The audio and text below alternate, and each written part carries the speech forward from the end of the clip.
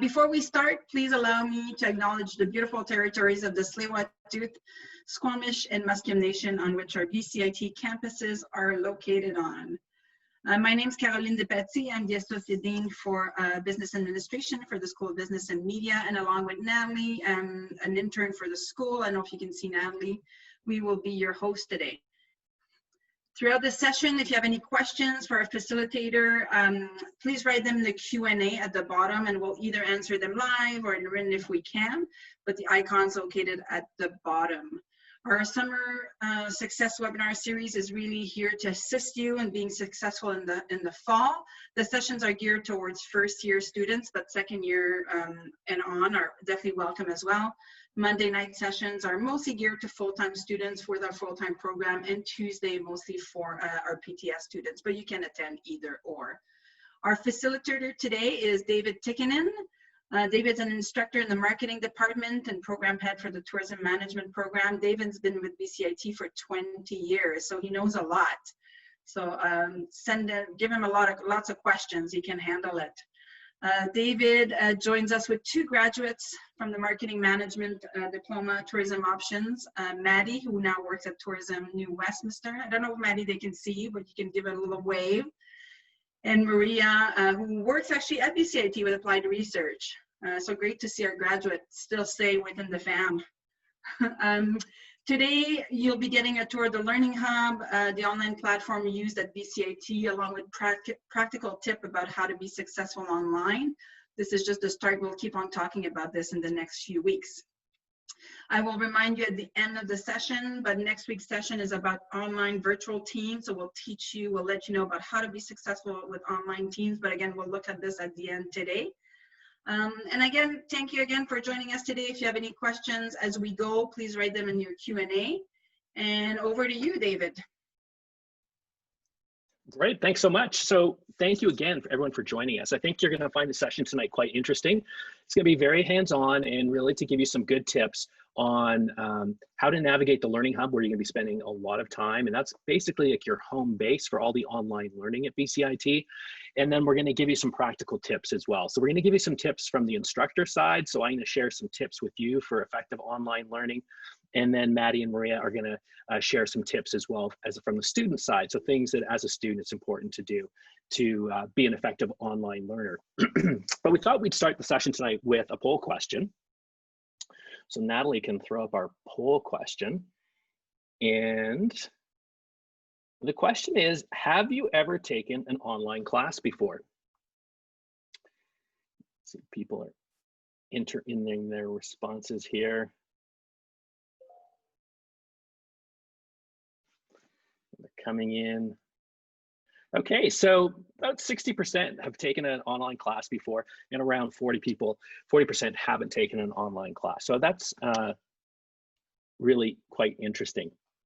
And then we've got another question as well, which we'll do, which is asking about Zoom. So have you used the Zoom platform, which is the platform we're using right now, before today, either for a call or for a presentation?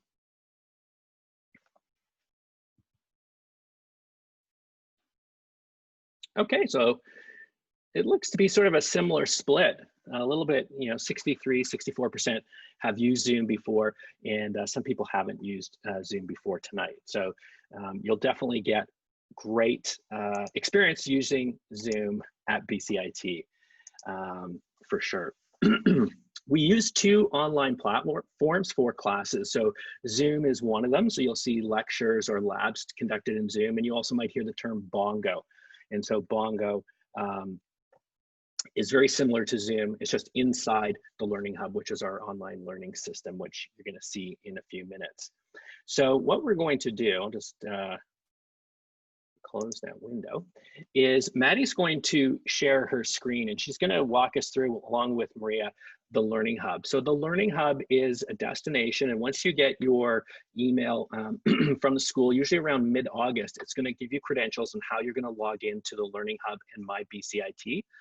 In the last session last week, Phil went through mybcit.ca, where you find information, and then you're gonna spend a lot more time in the Learning Hub. That's gonna be kind of your home base and where the instructor are primarily going to interact with you, and you're going to find all your course material. So I'll hand it over to Maddie and Maria.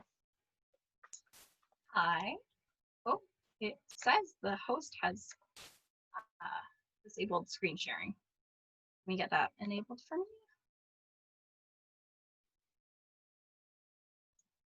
Yeah, Natalie should be able to do that if she, did you hear this, Natalie? Here it is now. Yep, I'm doing it now. There we Thank go. you. So welcome to the Learning Hub. So here is the home page. This is where you'll start with everything. As you can see up here, there's the little squares and you can pick your course. So to go through here, this is basically where you find everything that you will need for your course. So it takes you immediately to the news page and the course home. This is where your instructor will post all of the most recent things that you're going to be doing. This was for a tourism class that I took. So as you can see, they'll have videos for the lectures, assignment overviews, the course outline, all of those sorts of things. And those can all easily be found right there. To find all of the information that has been posted on the Learning Hub for your course, you'll find that under the Content tab. So here, the instructor often will include an overview where he'll tell you guys about themselves, also including the course schedule of what's coming up. This is where each lecture is laid out with all the different things that you're going to be doing.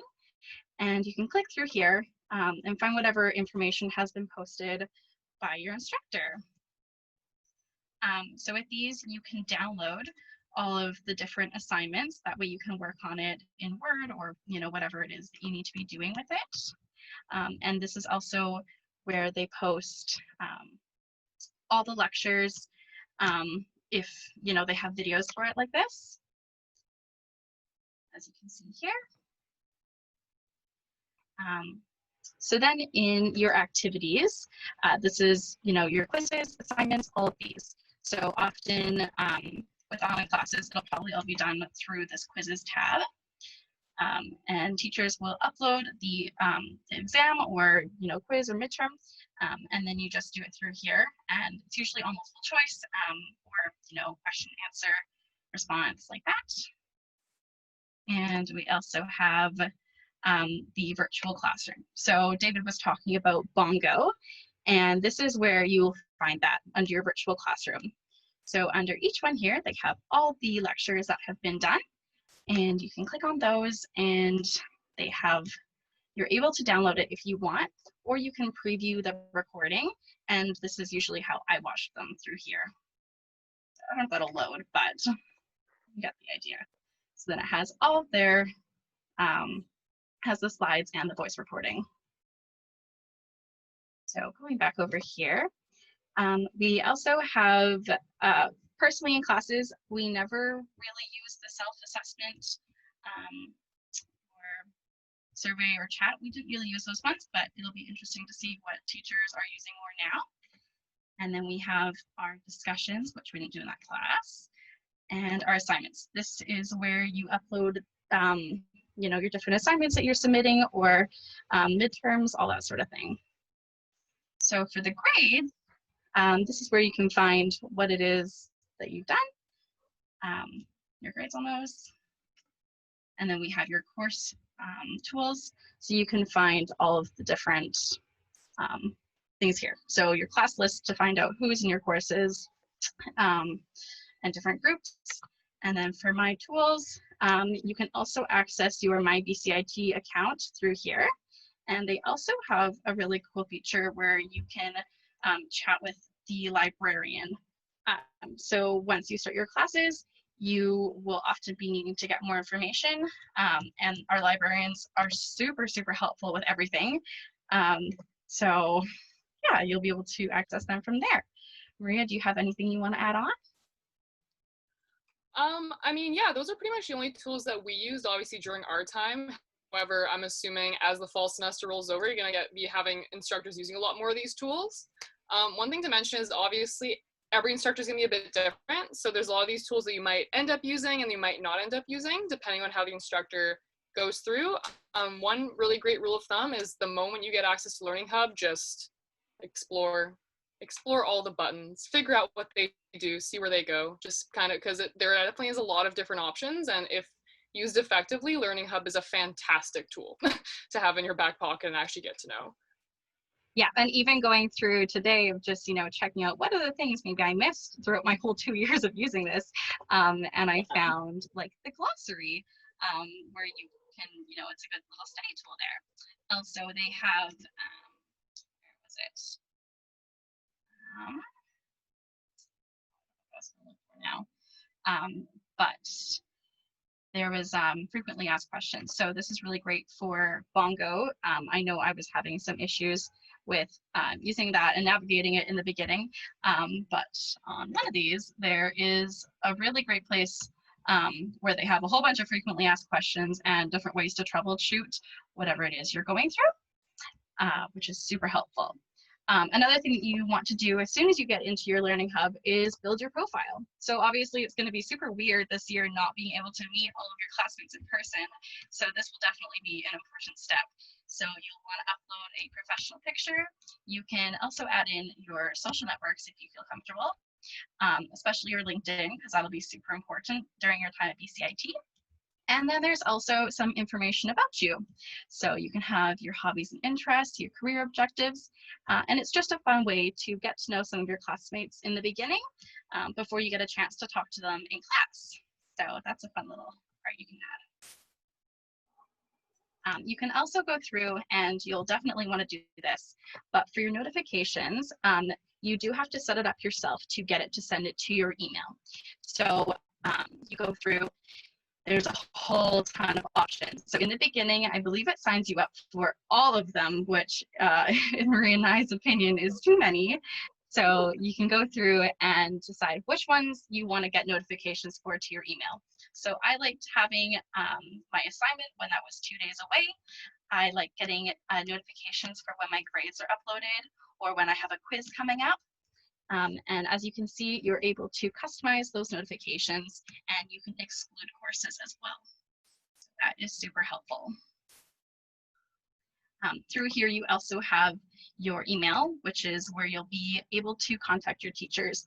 Often, I've had the teachers don't use this completely, like you're not able to really email them back and forth through here. Often they'll send you an email and then you'll have to email them back through their personal email address. But it is a good way to get those notifications immediately from your teacher. And I believe they can send them out to the whole class through this board here. Yeah, so one thing to mention on the fact of your Learning Hub email isn't always connected to your actual Bcit email. So you do have to check both. So you do, if there's some things where a teacher can send it to you through the Learning Hub, but you won't necessarily receive it in your inbox. So if you are trying to contact an instructor, it's best to do so through whichever email, or some of them will provide you with a phone number. Don't call them at 12 in the morning, but if you need to contact them, do it with the information that they actually provided you and not through the Learning Hub, because there's a pretty high chance they won't actually get it, all things considered. Another thing to note is that for your grades, they don't always upload them onto the grades section here. Often what they'll do is they will put it on the My Bcit account, and that will be posted at the end of the semester. But you can find that under My Tools. If you click right here on My Bcit, that will take you right over here, which is a whole other platform that you will log into, and you can find your grades through there. Good. Do you have anything else to add, Maria?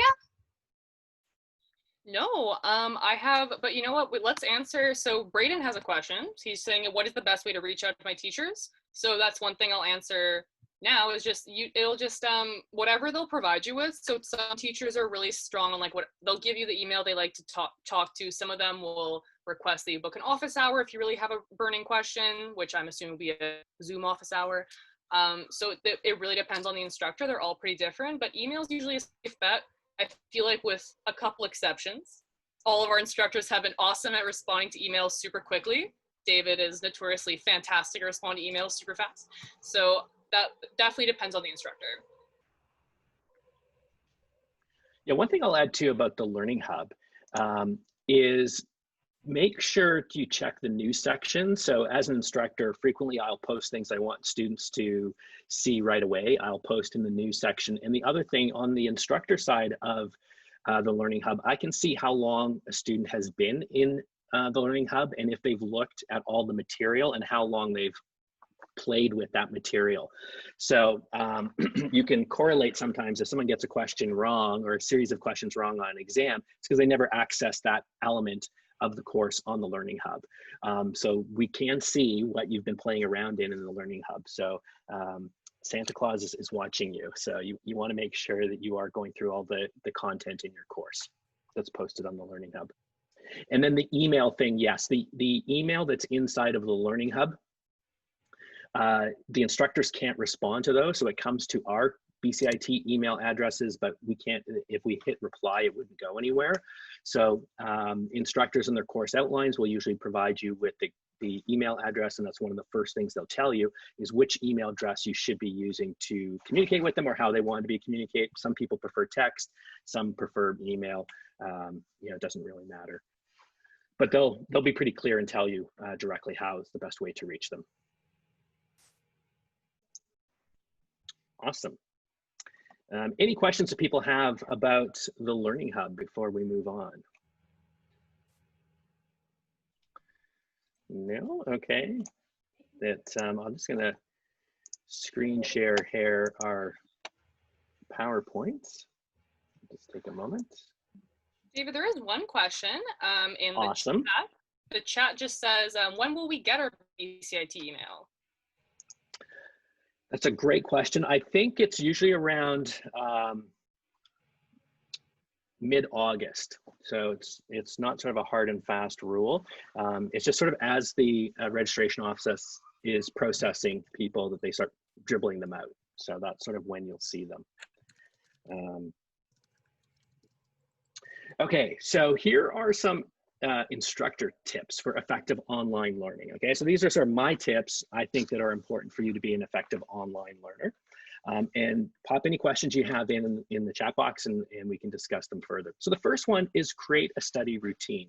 So this is really important. So one of the things that you're going to find at Bcit, which is a little bit different than other schools, is the volume of work that you're going to have. So Bcit is notorious for a heavy workload. It's a school of business. And so we have very high standards for our students that we ask them to follow and maintain. And so you're going to want to develop a routine for your studying.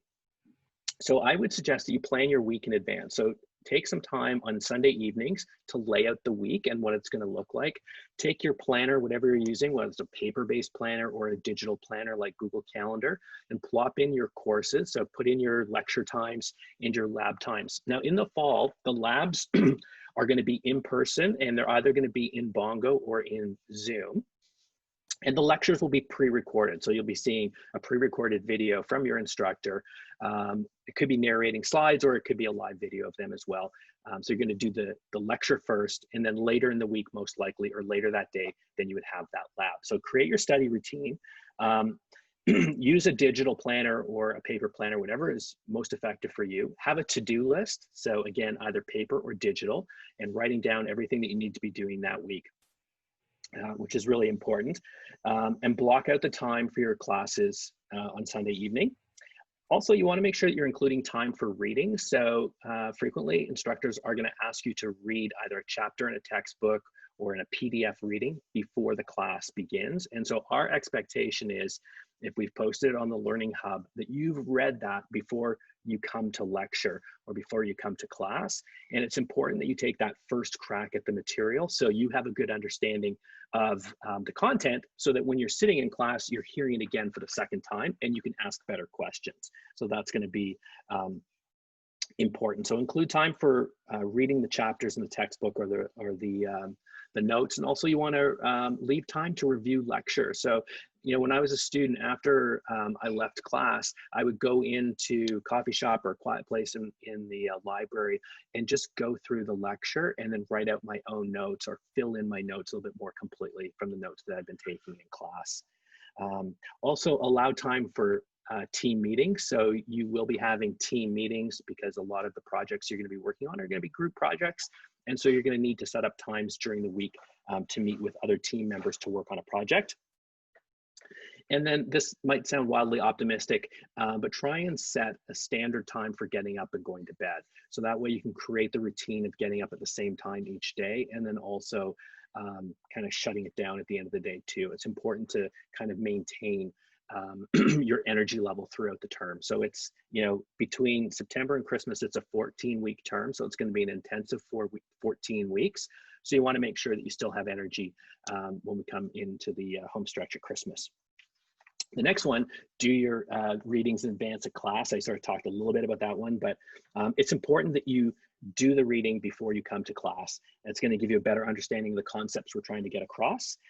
It also allows some sync time. And we talk about sync time. It's some concepts you just need to kind of wrestle with them a little bit and have a little bit of time to think about how that concept might work or fit in with other elements that you're learning in the course. It allows you to ask better questions and to gain a deeper understanding of the concepts that are being presented. So that's really important because this is a business school, and in a business school, you need to participate in your classes. You need to ask questions, you need to be engaged. And we only know that by the quality of the questions you're asking. So if you're asking relatively low-level quality questions, you know, your instructors are not going to be as pleased with you as if you're asking questions that are a little bit more dynamic and complex based on what you've tried to understand in the readings. David, when you are, yeah. Sorry, I'm just going to interrupt you because can you put your slide in a view mode? Because we can't really see it in the view mode. Okay. And you're still on the agenda. Okay, you were still in the agenda slide. Yeah, so just. Okay, sorry. No, that's okay. Can you put it in the view mode? Oh, you were almost done your slide. Once you're done your slide, there's a few questions. So finish that slide and then we'll answer questions. So sorry. Okay, no problem. Okay, let's see if it's gonna. Yeah, it might not show us, like at least we can see the right one now. Okay, can you see it now? Yeah, we don't see it in view mode, but we see it. I don't know what you see on your screen, but I'm sort of showing the outline screen. So you. We can see the instructor tips now. Yeah. Okay, cool. So I'll just leave it there. Yeah. Dress and prepare for class. So at least from the waist up, be prepared for class. You can, you know, don't wear your PJs to class.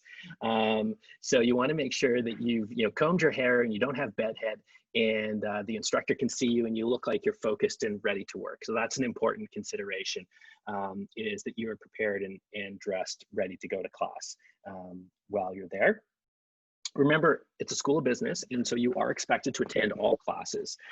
When we are in face-to-face sessions, so hopefully in January, you'll be required to be in all your lectures and all your labs, and we take attendance, and we can also grab attendance through D2L, so we can see who's watched the videos, and we know if you've been watching or not watching and how long you spent on that video. So if it's a 50-minute lecture and you watched it for 3 minutes because you were, you know, skipping through it at super high speed, we can see that as well. So don't do that. When you're making notes for lectures, my recommendation is do one long document. So just perhaps consider having one document, whether it's a Word or a Google Doc, for that entire course, and then just date it, or like lecture 2, and then just running the notes right behind on top of each other. So that way, when you go to review for exams, it's much easier because you just have one long document with all your notes. And you might want to check out a tool like Evernote for taking documents or for taking notes. I love using Evernote, and it's cloud-based, it's free, and you'll never lose your notes, which is kind of good. The next one is communicate with your instructors. Okay, so this is one where the second-year students get awesome at, and the first-year students are missing a huge opportunity. So, you know, most all of the instructors at Bcit, we're here because we love teaching, and we're here because we want people to enjoy and engage with the topics that we're teaching. And so your instructor is going to be a subject matter expert in the topic that they're teaching, and you may not find it the most interesting topic, but they are really jazzed by whatever is being taught usually. And so reach out to those instructors when you have questions, because they want you to understand what they're trying to get across in the course. And also, all your instructors at Bcit come from industry. So we have people calling us constantly asking like, hey, do you know a good student? I'm looking to hire somebody. And so your instructors are going to be a very strong resource for you to get a job when you finish your program. And you want that instructor to know you. And the only way we get to know you is when you come by and visit us, show up for office hours, ask questions, et cetera, et cetera. So it's going to feel very uncomfortable and artificial at first, but my recommendation would be for each one of your instructors, make sure you attend their office hours and introduce yourself. Tell them a little bit about your background, what you're trying to do at Bcit, the program that you're in, why you're choosing to come to Bcit. It'll make your experience much better, and it allows the instructor to get to know you faster, and you're going to end up that they can actually sometimes tailor the content of the course to things that you want to learn, which makes it way better. So ask questions in class, really important, because that's how the instructor knows that you're engaged with the content of the course. And show up for office hours. So they'll post office hours, every instructor does, and students don't use those enough. Even if they're teaching a course and you're maybe not that interested in the topic, go by and say like, hey, can you tell me more about sales and what a career would be like in sales? Because you'll find that really valuable. And then the last one here for the instructor tips is take time for yourself. So there is a very real thing called Zoom fatigue, where you're just going to get very mentally tired from spending so much time on Zoom. And for the fall, we're all going to be online, and we're all going to experience this, instructors and students. And so you need to make sure that you are taking time for yourself to do what you need to do to recharge. Between classes, stand up, do some quick stretches, go for a walk around the block, hug the dog, whatever it is you need to do to kind of create space for yourself. And then make sure you schedule downtime. Limit screen time where you can, maybe put social media aside in the fall, because you're going to be spending a lot of time online. And look for hobbies and activities that are going to take you away from computers and screens. So getting outside is going to be really important, I think, for people to help them relax and get away. So now I'll pass it over to the student side. David, there's just a few questions. I don't know if you can answer them. You can actually open them up yourself. But the first one, do you want me to read it to you? Sure.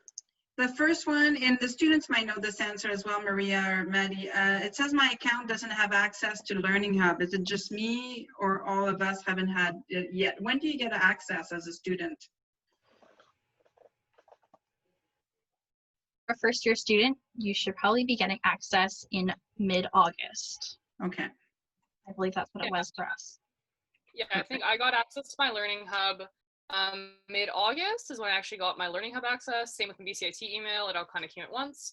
And then instructors will usually start actually putting course info in, probably a lot close to a start date, like I'd say end of August.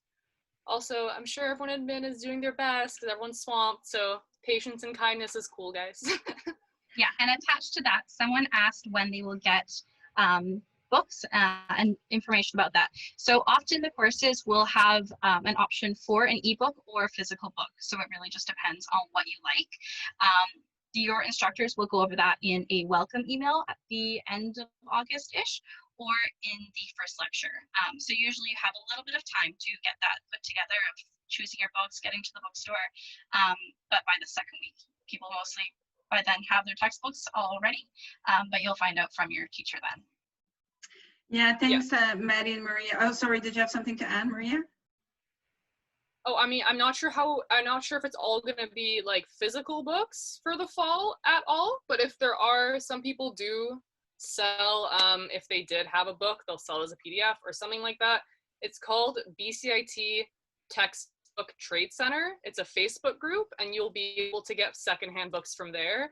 And if you are entering, especially some of the bigger degrees, like programs like marketing, you will have no problem finding literally every single one of your textbooks secondhand, literally all of them. You can message one of us. I just wanted to add that the bookstore, you can do online orders now, so you can definitely do that. We are trying to get program heads to send the book list sooner than later, so check for that. And Maddie, thank you for referring to the welcome email. We encourage all instructors to do a welcome email, and usually they do it within a week or so of the course starting. So look for that email either in your Bcit email or as a news item in the Learning Hub. David, you might be able to answer the next question because you've been instructing for a very long time. What should I do when I encounter electricity shutdown or internet connection trouble during an online quiz or exam? So I actually haven't had that happen yet. I would say text your instructor right away. So if you're having a problem with your internet connection, just let them know. And for most courses, you're going to have the cell number of the instructor. So I would just reach out to the instructor or send them an email immediately. So yeah, you can message them, send them an email, and they, you know, it's happened to me once. So I gave a second attempt to one student so they could just restart it. So we'll do our best. But first of all, make sure that your connection, if you know that your connection is not that good, just set yourself up somewhere else where there's a better connection. Also, to add on to that, depending on what type of exam you're doing, make sure you save your work along the way. I know we have done multiple exams where it's related to Excel and people have lost their exams just because the computer shut down and they hadn't saved the work. So make sure you save it. Yeah, good point. And then there's a question about the textbooks. Will textbooks be in a PDF form for the programs, or will you need to buy them online? And it's usually student choice that you can buy a PDF version of the textbook, or you can buy the physical hard copy, and the PDF versions are much less expensive. The only caveat you want to be careful of buying used textbooks is, one, make sure it's the right edition. So textbooks do change editions, and for instance, one of my courses in the fall, the version is changing this year, so it will be different from the textbook that was used in previous years. And frequently students will get upset because they'll go and they'll buy some used textbooks and then they'll find out it's the wrong version. So wait until you hear from your instructor on what edition of the textbook you need. In addition, some of the courses require you to buy a course pack from the bookstore, which will have special online access for additional resources which you'll need in order to complete assignments. So you have to be mindful of that. So, you know, it's probably best just to wait until you hear from your instructor, because there are several of the first year courses that have course packs. So you will need to buy the specific pack of books from the bookstore, at least for the access to the labs component, which is important. Yeah, and David, I'm just going to ask, I'm really not familiar with PDFs, but I just be careful. You need to kind of buy your textbook. So if somebody sends you a free PDF, there's actually copyrights, and it's against the law to use, you know, textbook for free. So just be careful with that. So make sure you buy a format that you're kind of, that's legit. Yeah. Correct, that you have the rights to use. So for sure. There's another question here. Will all class be recorded as a backup in case of connection loss or power outage? So all the lectures that are done in Bongo, the virtual classroom, are recorded automatically, and then they will show up, you know, on that list that Maddie showed you. And it's usually about an hour after the course ends that the recording will show up automatically. If the instructor is using Zoom, it takes a little bit longer because it's not an automatic upload to the Learning Hub. So the instructor has to wait until the file is processed and then upload it to the Learning Hub, and then the Learning Hub has to process it. So it'll be a longer link. So predominantly, you're going to see most of them are going to be recorded, but that's going to be an individual class by class decision. Some instructors may not want to record the labs because the expectation is that they are there present for the lab to interact. How important is it to have an operating system i5 or i7 on your laptop for iLearn learning? Okay, I watched the seminar last week as well, and yes. I don't know. So I think we're all stumped on this, that maybe the students can answer this better. I think that a lot of people are able to access D2L or the Learning Hub on a variety of ages of computers. I don't think you need the latest and greatest, depending on the program you're in, though, I will say that, because there are definitely some programs where you need very specific hardware. But if you're in a program like marketing, most of the students are running Macs, and as long as it's, is functioning, you're going to do just fine with the requirements for the Learning Hub. Yeah, David, I was just gonna say, this is a question that was asked last week. So whoever asked this question, you can go look back. But I think Phil said if you're gonna purchase one, you may as well go for the i7. It's definitely a bit of a better product. So that was the end, if I remember correctly from memory. Yeah, my advice too on if you're entering first year and you're looking to buy a laptop is buy sturdy. So definitely the students in the past who've gone with buying the least expensive laptop they could find end up having to replace it halfway through second year because it just physically wasn't standing up. So when you think about how much use this computer is going to get, it's going to come in and out of backpacks and used in presentations in classrooms, you want sturdy. So it's a good area to invest a little bit more because it's going to be a better long-term investment for you. One last question. Do you see it? Yes. Okay. I do. I don't know. Is there SMT we have to download so you can track us during tests? Okay. So there's a couple of different ways that we look at. Academic integrity is very important, and we're in the process of developing an honor code for students. And it's really our expectations. You don't cheat in business. That's not ethical. And you don't cheat at school as well. And so coming to university is a serious undertaking in terms of time and energy and money.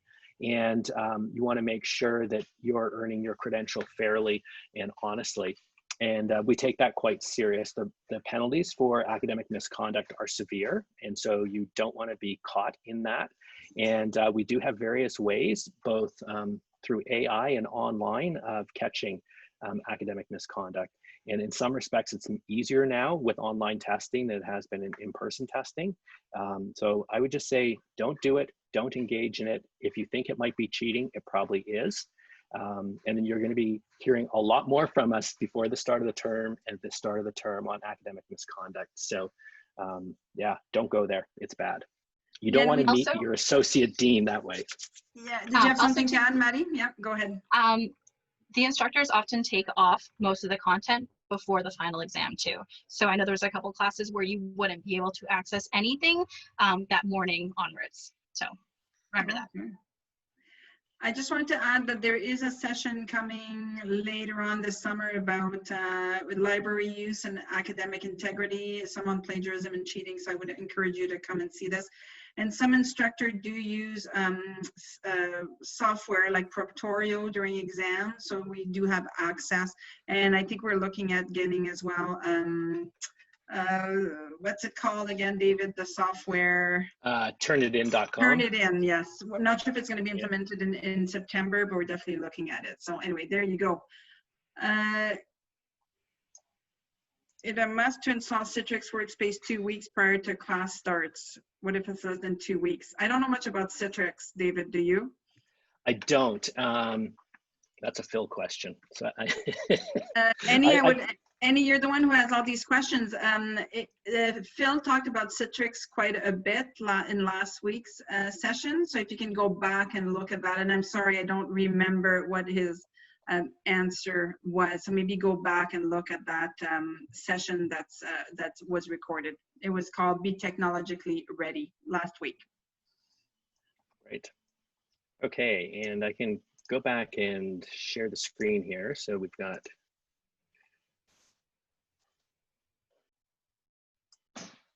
okay, so some student tips for success for online learning. Can you see that?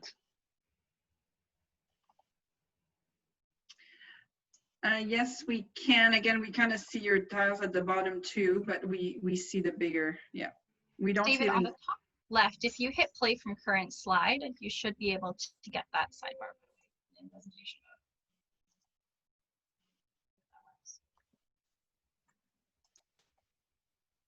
Maybe not. Can you see that now? It's full screen on my side. Yeah, it's not on our side, but that's okay. We can see it. Yeah. It's getting there. It's okay. It's cutting out spread. We're missing the it out. Oh, there. Yeah, yeah. It's a bit better. Okay. Student tip. There we go. All good. Take it away, ladies. Maddie, you want me to handle this one? Sure. Sure, sounds good. Okay, so first and foremost, read the course outline. The minute it gets posted, honestly, just scour the thing. Find any due date, definitely look for due dates, instructor information, how to contact them, the weight of everything. Just take your time. It'll make your life a lot easier. And then every single due date that's in there, just throw it into your Google Calendar, your physical calendar, whatever works. Keeping yourself organized at the beginning is going to give you a lot less of a headache later, especially at Bcit. As mentioned, as a full-time student, you're going to be having a lot of courses, and keeping track of all of them is next to impossible unless you're remotely organized at the beginning. And then having a place to study. I tried to do online courses from my bed the first couple weeks and got literally nothing done. So having a good study space is really key. So having a desk, somewhere you can sit, somewhere where it's kind of a designated working area, even if it's your kitchen table, it doesn't matter, but somewhere where you can be focused and not just laying on your side, being really tempted to go on Netflix or Facebook while you're staring at your courses is pretty useful, or falling asleep, also not a great move. And then avoid binge watching lectures. So you're not gonna be able to cram in 8 lectures worth of information at one time. It's not physically possible. Trying to keep yourself any sort of a schedule, I mentioned this a bit earlier, is keeping a schedule makes you go less insane during times when you're not really going out and going to, let's say, a job or going out to school. Is keeping those lecture times consistent throughout the week, so you can have that in your brain as, okay, Monday at 3 p.m. is this class, Monday at this time is this class. Even if you're watching a recorded lecture, it's still a lot more helpful than just trying to cram it in one day just so you can go out a bit later. You're gonna not love yourself too much after that, especially if you're trying to do it at like 3 in the morning. And another big thing is to ask questions and participate in class. If it's a Zoom thing, they can still see you, and they can still see if you're in class. They can still see if you're actually participating, and asking questions during that time when your instructor can respond to you right away is going to be a lot more helpful. And if you're not comfortable speaking out in class, that's totally okay. You can definitely shoot them an email right after, but make sure you are asking right away, because as mentioned with a lot of classes, all that information is going to end up into one big blur, and you might honestly forget your question later.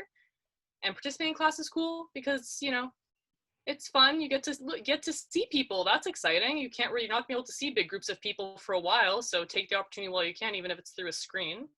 And using a planner. Now, me and Maddie are a little different. She's a physical planner person, which is totally cool. I will ride and die by my Google Calendar. I live on my Google Calendar. I would absolutely burst into flames if it ever somehow malfunctioned and died. But so so my version with using a planner, what I do is I have a separate calendar. So in my Google Calendar, I have my school calendar and my personal calendar. So I have my separate Bcit calendar where I'll put in all my course deadlines, everything I physically do for courses, all my lecture times, and I use my Google Calendar, and then I use my tasks to put in like every single task I do for the day. Maddie, can you speak on your lovely methods of your physical planner?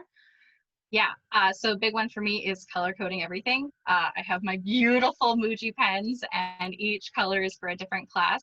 And I find it really helpful to, you know, write out when your lecture is and then dedicate some time to that afterwards. Usually I have like a 15-minute break to grab a coffee, go to the bathroom, whatever it is. And then actually schedule in time for when you're going to study or work on projects.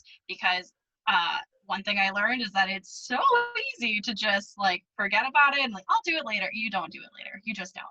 So scheduled in there when you're going to work on it, and it'll really keep you focused and, you know, getting things done. And tune back in for the Student for Success time management segment coming up in August, where me and Maddie will talk more about our wonderful calendaring skills. So we'll hold on to those tips for a bit. And the last one is group communications.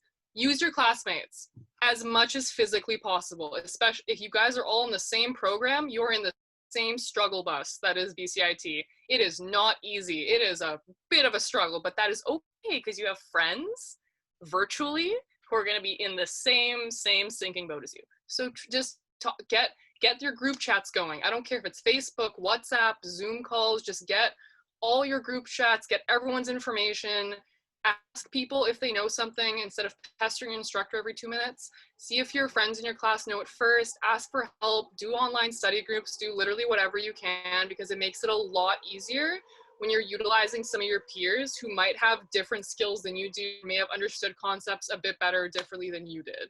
So I would not have been able to get through my 2 years if I didn't have humans to like even remotely lean on and help me through some classes that I'm terrible at, in my case, math. But yeah, I probably have passed stats. I didn't have other people to talk to. Another tip, which I'm not sure how this will work this year, but Marie and I were both set reps for our class. And this was probably the best thing that I could have done for myself, because it forced us to stay on top of everything that was happening. So we were obviously always in contact with our teachers, finding out what things were coming up. We had to know deadlines, when our exams were, and that kept both of us so organized. So if you have the option to be a set rep, it's a great way to force yourself to be on top of those things. Yeah. So, and then I see a question from an anonymous attendee asking if it would be nice to see an example of what both those look like. So a sample Google Calendar and a sample paper plan. Like I said, we'll be getting into our time management juiciness in a few weeks in August. There will be a same like set up for success, but focus more on time management, where we're going to talk about our wonderful planning skills, as well as a few more of our classmates are also going to talk about their magical, amazing planning skills. Awesome. Any other questions?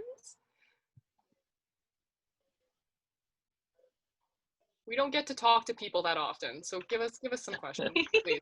We're literally stuck at home.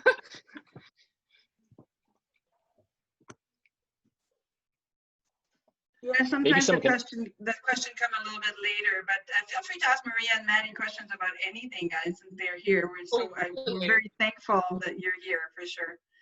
David, did you have anything else to add? No, I thought that was a really great one. I'll just maybe give people a little bit of information about a set rep. The set rep is elected student in each cohort. So a group of 20 to 25 students, and they basically are the go-between between the students and the instructor. So it's a very important role. It's a student leadership role. And the instructors are going to look to the set reps first for feedback and questions on how the course is going. And if the students are having problems with the course or something the instructor is doing that's annoying the students, they'll tell the set rep, and then the set rep will come and speak to the instructor saying, could you please not do that anymore, because it's very annoying and upsetting us, etc. So it's a really important role and definitely a good way to stretch your leadership skills. And I would encourage people to be set reps. It's a really important part of Bcit life. Do we have any questions? Got one. What are the cohorts like? So why don't we let Maddie and Maria talk about what are the cohorts like? Maria, you want to start? So you know high school? Oh, heck yeah, I will. I'm so excited about this one. So you know, in high school, when you had your little group of like 12 to 25 students and you were in every class together, you were in your science class, your math class, you just kept moving from class. Oh, we lost you. I think Maria, you're frozen. Oh no. You're back. I'm back. My roommate's playing video games, so he's probably using all my bandwidth. But yeah, no, you're stuck with the same people, same lovely people for at least your first year. And you do every class together, every lab together. You do most of your, I think it might be different from program to program, but in our case, in marketing management, we had all of our major lectures were either all of us or at least half of us. And then all of our smaller, more like specific lectures in year 2, where it's a bit different. You're kind of in your cohort for everything. However, for year 1, you're in your cohort for everything, every lab, but all your lectures are with one big happy family. Maddie, if I can add to that. So yeah, there's definitely, you'll come across conflict for sure, without a doubt. But it's really good because you learn how to figure those things out and work through it, because it's the same thing that you're going to be experiencing once you're in industry working with people. Another thing that the instructors will all tell you that's super important is to not burn any bridges. Make sure you stay on good terms with everyone, because you're still going to be working with those people once you're done school. Also, make sure you are kind of like stepping out of your regular little group, especially for team projects. Me and Maria worked together for so many things, and as much as I loved it, some of the most, you know, actually educational projects that I did that I learned the most from it was with people that I had barely talked to at all. And you learn a lot from the people that you're working with. So definitely get yourself out there and work with others. Yeah, Great. don't stick with your best friends. Don't do it. You also might start hating them really quick. So Yeah. So David, there's a few more questions I'll let you answer. You It's bet. 5:52, so maybe we can answer these 4 questions and then we'll wrap it up. Sure, sounds good. Okay, so the first one is, if it's totally unraveling, are there tutors available? Yes. So we know courses that people traditionally struggle with, and these tend to be math and business communications courses. And so there are extra help sessions that are scheduled throughout the term for you to drop into. And there's also peer tutoring available through the Student Association. So if you go onto the Student Association website, there's details about the peer tutoring that's available. So yep, you're not out there by yourself. We're there to help you and support you. And as soon as you start to struggle and you realize you're having problems, reach out to your instructor right away so they know. The next question, how do students or Bcit create a group when there is group assignments, considering students do not know each other and have not met one another in person? Yes, so some of the courses that you have in first year, the instructor will put you into groups. So in the beginning, you'll probably be assigned to a group, and sometimes you will be randomly put into a group, and sometimes the groups are more composed in terms of how we're putting the groups together. And we wouldn't just sort of ask you to kind of form a group when it's an online environment and you don't know.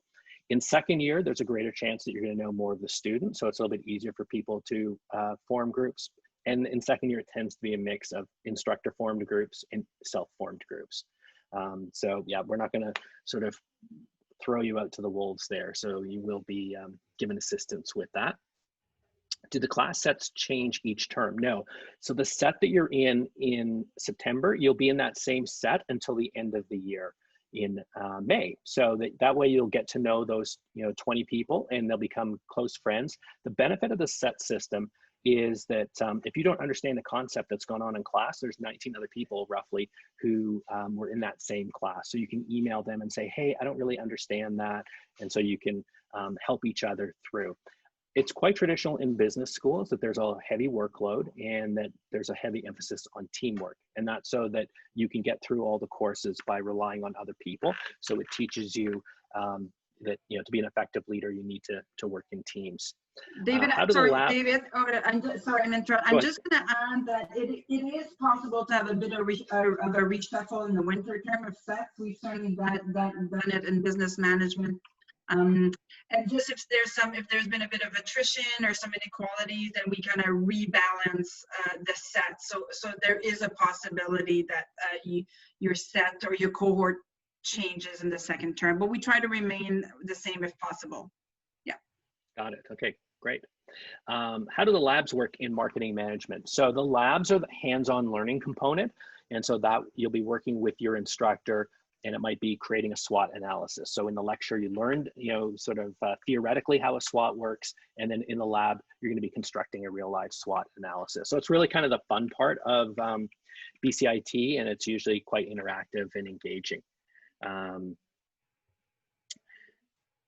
Okay, did you take marketing classes? This is for the ladies here. Did you take marketing classes in high school or any business type classes? And if so, did it help you in your classes at Bcit? Oh, Maddie's going to answer this one.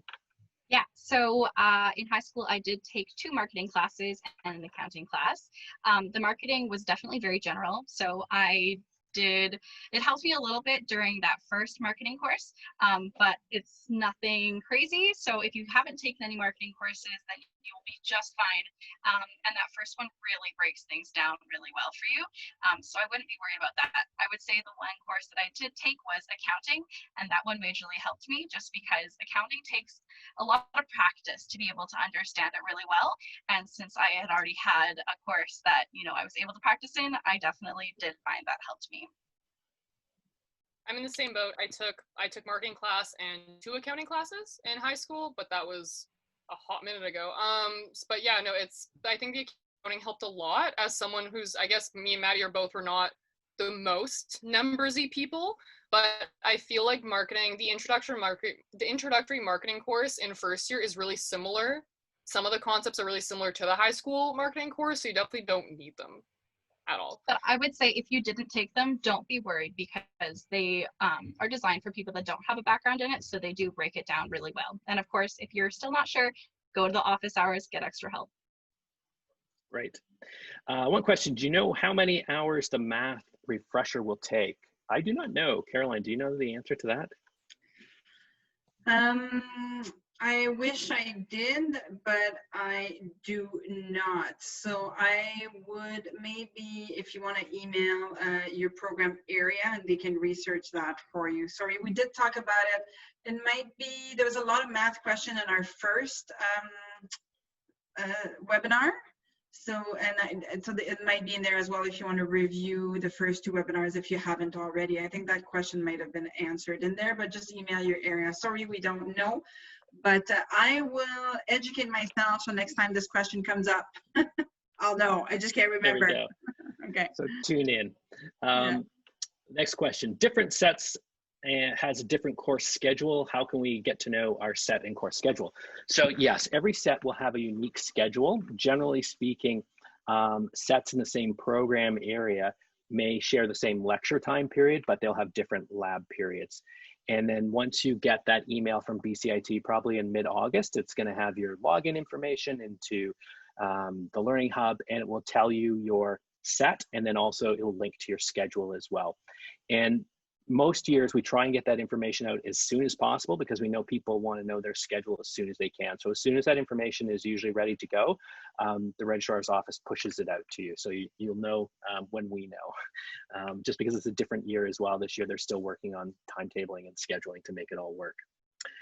So that's when you'll know when your set is. And then I'm trying to reach a teacher in journalism. Is there a place to find his email? Yep, if you go to the Bcit website, there's a directory, and it will list all the instructors and their email address. The general format at Bcit is first name _ last name @Bcit. And then people who have joined Bcit more recently in the last sort of 3 or 4 years will have a different format to their email address, but you should be able to find it on the website. And I think that might be all our questions this evening at 5:59. Wow, good set.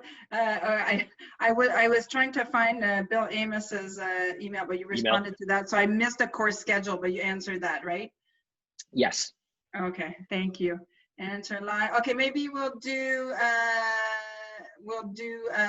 think we're gonna, is there anything else here? The English pre-screening, that's going to be done at the end of August. You will receive a note about that. It's about 30 minutes. I'm not sure what it consists of. It's going to ask you a question, probably ask you to write a few things. Do you know, David, what the? I don't. Yeah. And it's only for us to get information about English levels and how we can support people better, so you don't get a mark or anything like that. So here you go. So wait for more information on that. Okay, so I'm just gonna wrap it up here. One thing I wanted to show you guys, and I'm just gonna do a share. Here we go. Okay, so if you go to the School of Business page, you can see here, can everybody see this all right, my page? Yep. You can see the new student checklist, so make sure you have a look at that. At the bottom are the next seminars coming. So next week, we're talking about tips for successful virtual teams.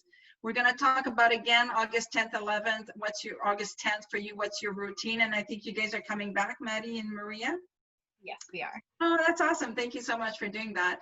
On August 17th, we'll talk again a little bit more about the Learning Hub and Zoom and Bongo. We're going to add a few things as well in there. August 24th, library resource and academic integrity. And August 31st, how you can get involved in our BC Student Association or student clubs. If you want to get to the recording, you can just press here. And it gives you, gets you to another page with all the recording. Tonight's going to be posted as well. So here you go. And I think Natalie, you put the link in the chat, right? Yes, I put it at the start of the chat, but I can link it again. Yeah, that would be great. Okay. So thank you, David, Maria, and Maddie. I think there was some great question. It was super helpful. If we can certainly stay a little bit behind and see if there's a few, I don't know if there's more questions here. I don't think so. I think we've answered them all. I think we're done. I'm just going to write done. So thank you so much. And it's so great to have the students and learn from your own experience. David, thank you. We'll see the three of you again tomorrow for the PTS session.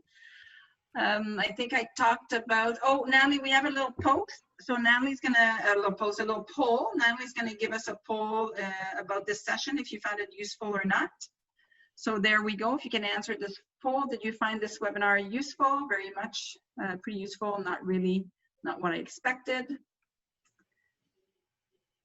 And on behalf of David, Maria, and Maddie, I'd like to wish everybody a great evening. Be kind to yourself and others. And we'll see you next week.